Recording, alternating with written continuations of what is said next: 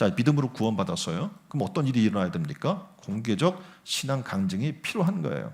자, 믿음으로 구원받은 자들에게는 반드시 나타나는 현상이 있는데 뭐냐면 공개 간증이라는 거예요. 내가 이렇게 예수님 믿고 구원받았습니다.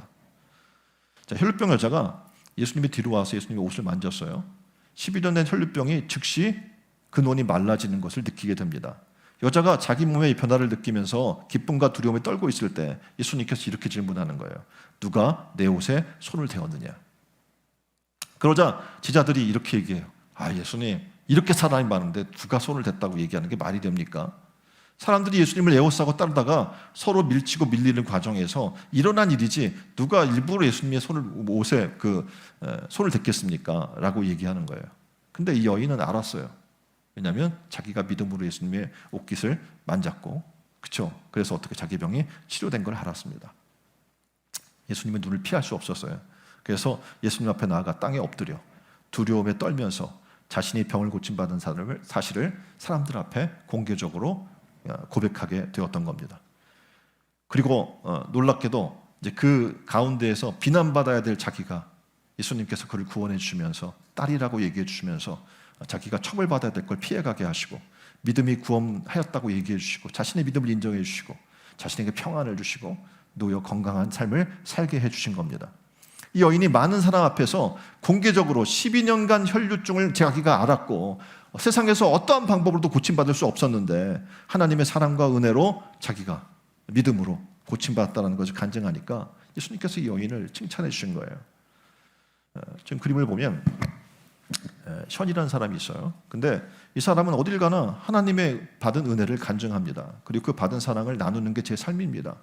제가 뭐 돈을 벌고 있어도 그거는 그냥 하나님의 나라를 위하기 위해서 어떻게 버는 거예요.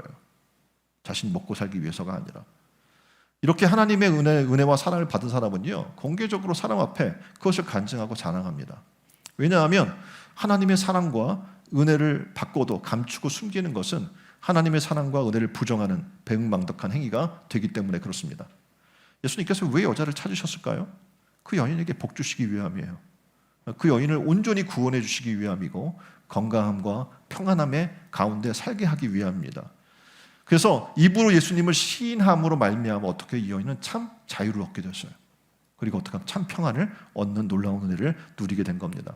자, 교회 다니면서 예수님 믿는다고 하면서 구원받았다고 하면서 여전히 공개적으로 예수님 믿지 못하고 숨어서 예수를 믿는 사람들은 신앙에 문제가 있는 겁니다. 제대로 된 믿음이 아니란 얘기죠.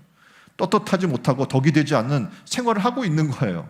내가 예수 믿는다고 얘기할 때 내 삶이 부끄러워지는 것을 알고 있는 거죠. 이제 어떻게 해야 돼요?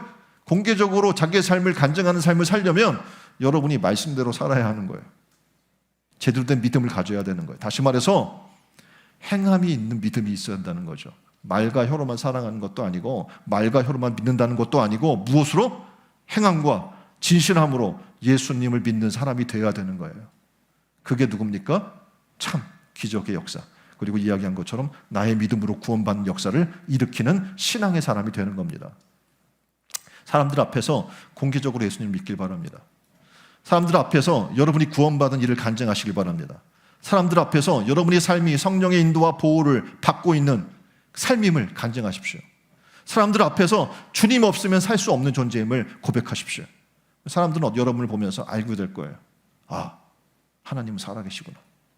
이제 우리의 삶이 변화돼서 이러한 은혜를 선포한 여러분 되기를 주님의 이름으로 축원드립니다. 선교사처럼 살라라는 책이 있어요. 이 책에 보면 이런 내용이 있는 거예요. 선교사는 일로의 부름이 아니다. 어떤 일을 위해 부른 게 아니다. 그리고 어떻게 우리의 삶 자체로의 변화로의 부름이다. 그러니까 선교사가 된다는 건 뭐예요? 내 삶 전체를 하나님 앞에 내려놓고 그 삶을 통해서 어떻게 해요? 예수님을 드러내라는 거예요. 지금 내가 살고 있는 바로 이곳에서 무엇처럼? 선교사처럼 살라는 거예요. 여러분이 단기 선교만 가려고 해도 얼마나 많은 준비를 합니까? 기도하고 물질을 준비하고 또 거기서 가서 교육하려고 어떻게 해요? 자료를 준비하고 보여주려고 찬양도 준비하고 그 나라 언어도 준비하고 단 며칠 하려고 그렇게 많은 준비를 하는데 단기 선교사가 되려고. 여러분은 이 땅에 있는 이곳에서 뭐예요? 선교사예요. 그럼 어떻게 해요? 준비해야 되는 거예요. 예수님을 드러내려고, 예수님 믿는 나의 삶을 증거하기 위해서 준비하는 삶을 살아야 되는 거예요.